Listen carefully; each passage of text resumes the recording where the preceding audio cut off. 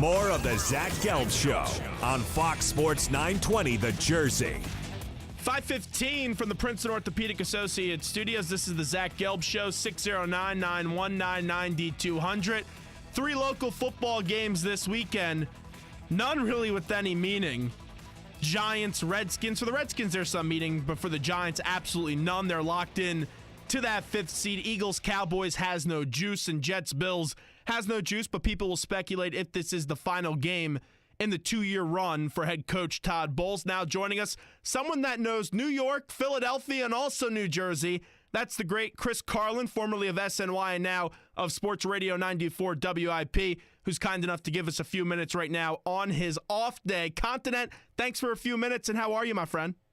I'm good, Zachary. How you doing, man? Doing great. Can't complain. So you've had some time to digest the Philly sports scene with your time hosting afternoons at 94 WIP. We all know that this Eagles game means absolutely nothing for them on Sunday, and we're all waiting towards the draft to see what Howie Roseman will do. What's your confidence level in Howie? Because these next 2 years are going to be essential to the success of the Eagles. Well, Zach, it's a good question. And for me, it's been right at about the mid-range point. And from this standpoint, okay, obviously he went out and made 2 huge moves in getting Carson Wentz, and he is, I absolutely believe, is going to be a franchise quarterback. And then turning around and able to get a first-round pick for Sam Bradford and taking advantage of the Vikings in a desperate situation. And those obviously highlight what he has done since he's been back in power.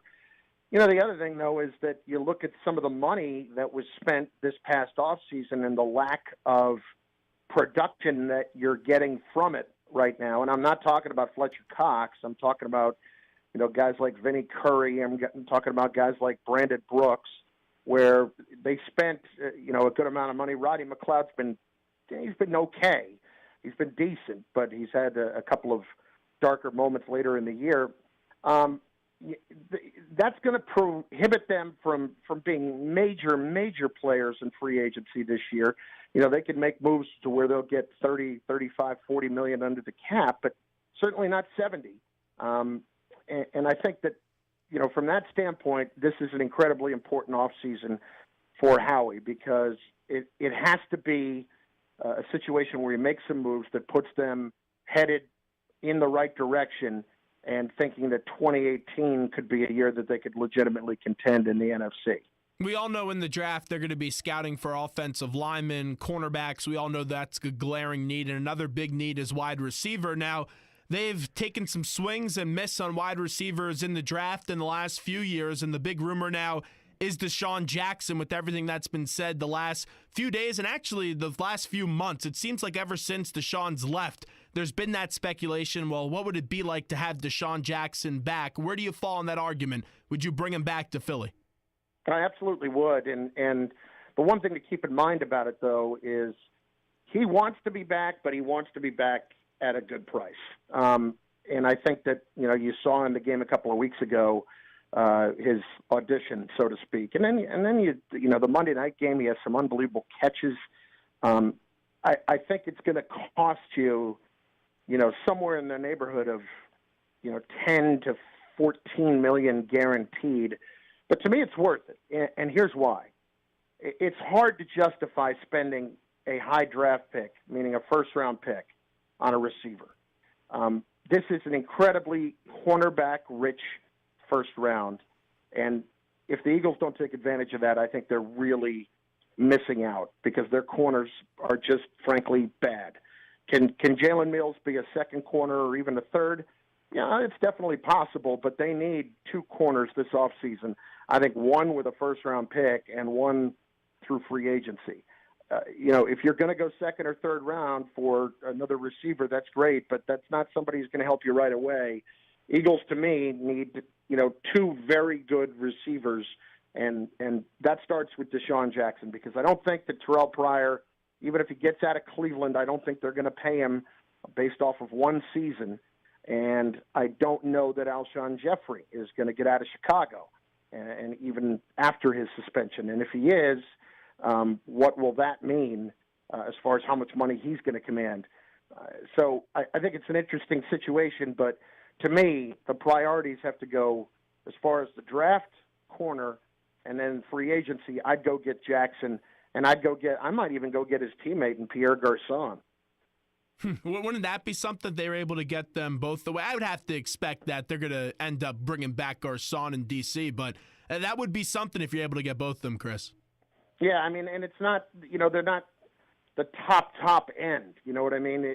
To me, it would almost serve them better to be able to go get those two and make sure that you have Jordan Matthews in a position where he's a 3, because I think that's where he is going to serve best. And then you wait and see if Nelson Aguilar has anything to really offer this team moving forward into the future. So with the Wentz-Peterson ticket, because we already addressed Howie, and we both agree that Wentz is the franchise quarterback for the future. The head coach, I'm still up in the air on him. I still have mixed feelings on him. What do you think this coach does really well, and then what are some things, Chris Carlin, that you think the coach needs to improve on?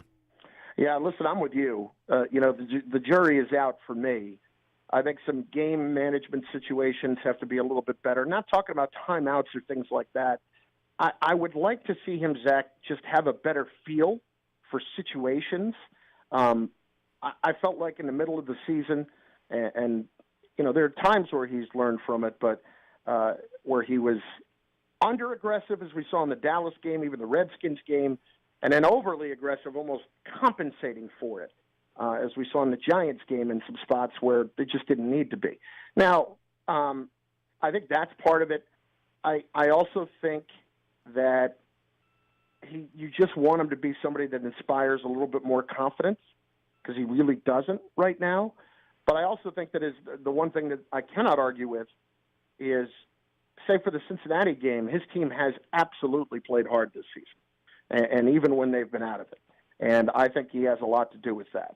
If we're going to knock coaches for when the team doesn't play hard, when they're out of it, we got to give them credit when they do, and they have done just that, as evidenced by that Giants game. So, look, he's not going anywhere, but I'm with you. The jury is very much out for me on Doug Peterson. And exactly how is Carson Wentz going to grow with Doug Peterson as the guy showing him the way? I don't know the answer to that question yet. With the coach in Peterson, because when you get a coach at a head coaching level, you think he would be ready to go. And there's been a lot of times this year where you look and say, oh, wow, he just is not prepared for this, or why the heck is he challenging a 2-yard gain? How much can he really learn on the first year on the job, even though that sounds a bizarre way of putting it? Well, Zach, I think you can learn a decent amount, and as it turns out, maybe it was a good year for that to happen. I'll tell you what just concerns me a little bit, and I don't expect it to change. He's truly a first-time play caller as well. Yeah, that's right. He did a little bit here and there, whatever happened in Kansas City. It was mostly Andy. We all know that. And so when you're taking that on, in addition to being a first-time head coach and having to manage all those situations, I would not mind seeing him take a hard look at that and trying to figure out if that's the right way to be right now.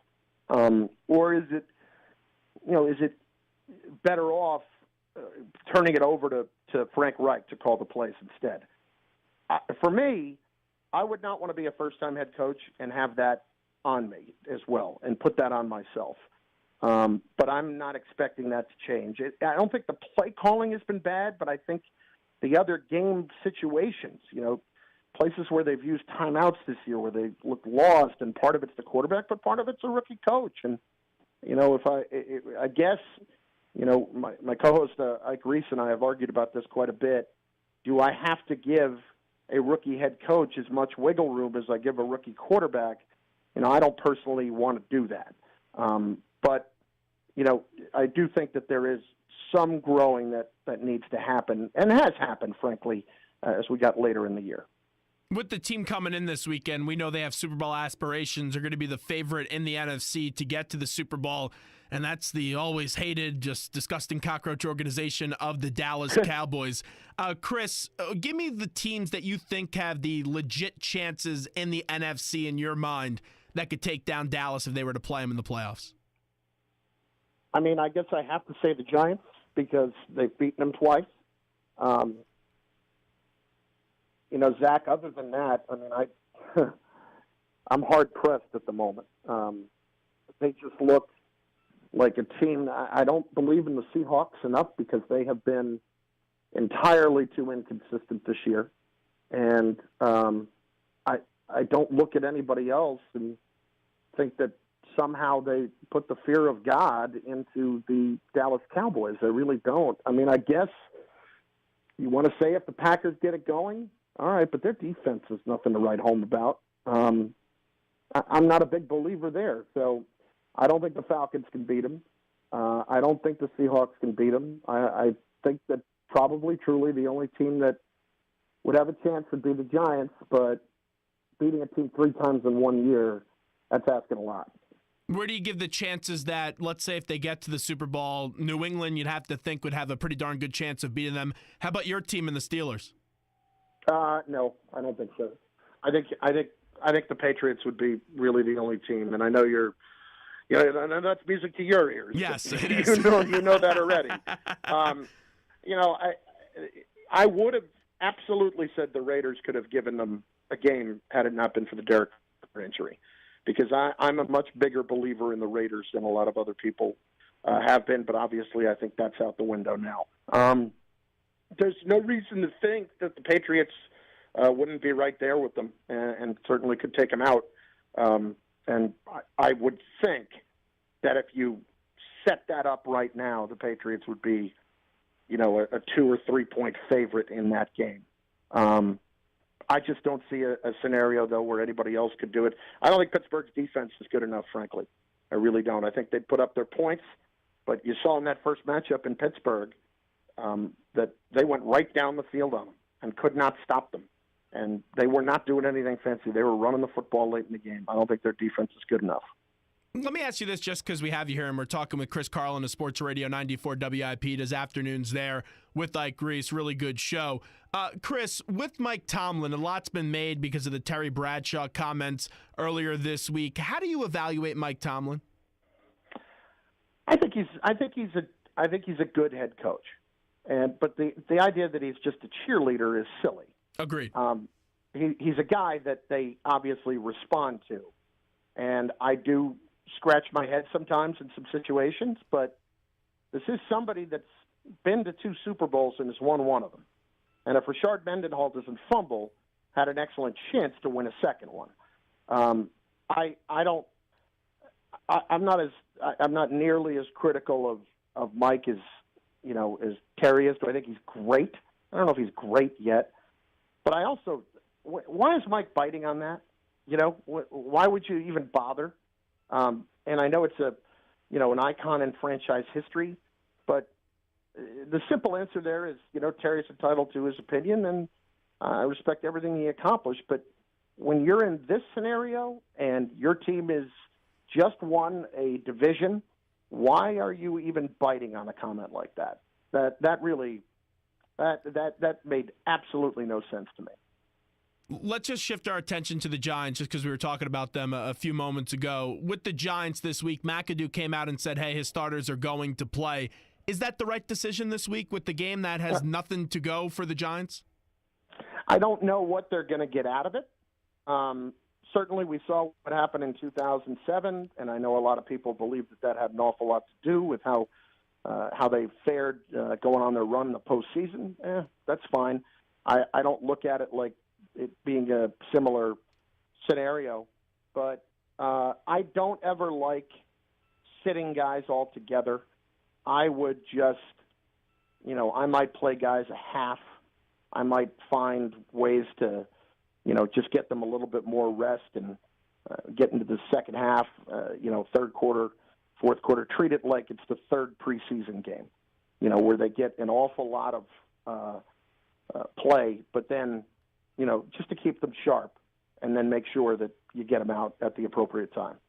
I would also have a very short leash this week with Odell, because you have to remember he's going up against Josh Norman. So my leash would be very short on Odell Beckham. Absolutely. And,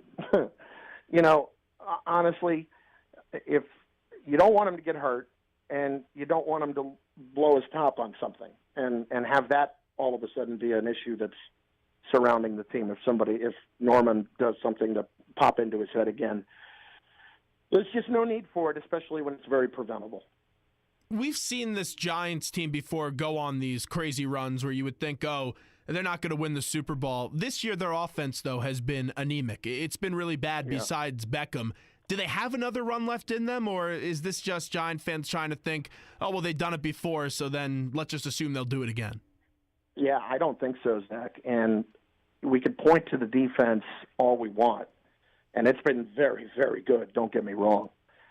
What did the Giants do in those two other runs? Well, ironically, they ran the football pretty well.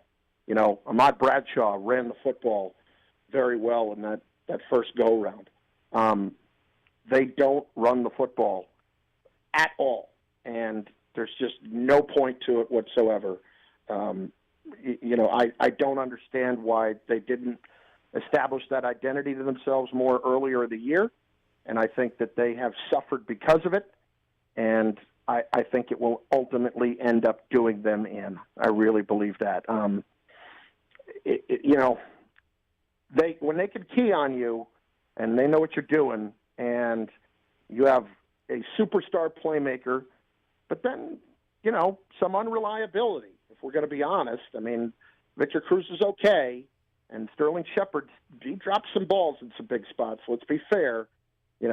This is I don't see them going on that kind of run. I could be wrong. Maybe this defense plays at that level again, and they certainly have the right guys in terms of the pass rush, all that, to make that happen, because that was the formula the other 2 years. Get there with 4 and be able to drop 7, and they can certainly do that. But I don't see it. I don't see that run this year because I think that offense has not been diversified enough. Staying in MetLife Stadium, going to the Jets, though, and clearly a different success level when you're talking about the Giants and the Jets. Todd Bowles, there's been that speculation. Is Woody going to fire him? It's only 2 years right now, coming to a close this weekend. Is Todd Bowles the head coach of the Jets coming up on Monday? Does he survive Black Monday? I don't think it's better than 50-50. And what really, I don't want to say troubles me about it, but, just catches my attention the most about it is that, how many times are you going to do this? How many times are you going to go through, hire somebody for 2 years, and then fire them when they don't get anywhere? He did win 10 games last year, but I also see a team that is in disarray with some guys that are, they're character issues. I mean, I'm sorry. Sheldon Richardson is a character problem. He's a great player, but he can't keep his mouth shut. They don't have a quarterback. Are you going to play Christian Hackenberg next year? And frankly, if you're going to fire Bowles after this season, you're going to bring in a new head coach. Is this a particularly attractive job right now? Because it looks like more like they're headed for the rebuild. I hate to put it this way. I almost might ride Bowles out here and maybe make my move next year when the job might look more attractive. Now, I agree with you. I think they should give him more than 2 years. And then I don't think he's going to change it and have success here in New York. But then if you get rid of him and keep McCagnon, you just go through that same cycle again. And it gets nauseating, I guess. And that's a Patriot fan telling you that, Chris. No, I mean, it is, Zach. I mean, you're right. You can't get anywhere without consistency. And I know we all want to win yesterday. Places like Buffalo, that's where it makes sense. And that was stupid to begin with, that they hired Rexall for 4 years and not making the playoffs. But other places, it just doesn't make sense.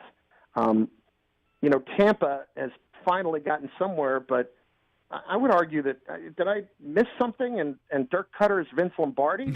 I mean, he failed in college. Let's be clear.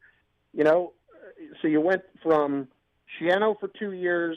You went. Who was the guy, the young kid before that? Raheem Morris. Yeah, from Hofstra. Right. You go from him to Schiano for 2 years, to Lovie Smith for 2 years, and to this now because of the quarterback. All right, they're better. Are they winning a Super Bowl? No. So, I think you need to be realistic in what you're doing here and when you evaluate these situations. And I think Woody Johnson in this spot, and I've given him credit when he's made some moves at other times and hammered him when he hasn't. In this spot, I would stay pat. Chris, last one for you, just because you do broadcast the Rutgers games on this station and do a great job with Eric LeGrand, Ray Lucas, and Fooch. New offensive coordinator, Jerry Kill. I know you have a big college football background. What can you tell us about him? Well, I think that the good news is that there is not going to be very much that changes here. And I know fans are like, wait a second, you didn't produce it all this past year. They're going to stay with what they do, but that's not the issue with being, with Jerry Kill being the offensive coordinator. Certainly, you want to make sure that this guy is healthy, and I would assume that they have done all of their due diligence to make sure that he's in a good spot health-wise.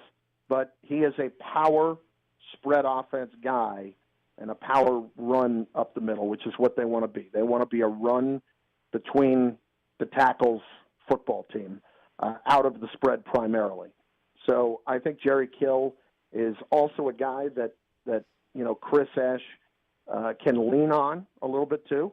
He's got a very young staff there, and I think it always helps to have somebody who's been a head coach, especially in the conference, to help out along there too. So I know that Chris, before Rutgers played Minnesota, just could not have more nice things to say about Jerry Kill. So I know that there was very much a mutual admiration there. So we'll see. But when I say that things are going to change, I mean, from an offensive system standpoint, that's 8 coordinators in 8 years. I mean, it's for one reason or another, you've gone through that kind of transition, and that's very hard for quarterbacks to work with. But I don't get the impression that language or any of the principles of what they do is going to change at all. And that will be to the benefit of the younger quarterbacks, whether it's Giovanni Ricchigno or, whoever else they're going to look at, and whether or not a true freshman gets a look or not this year. We'll see. Chris, appreciate it. Thanks so much. Happy New Year. All right, Zach. Happy New Year, bud.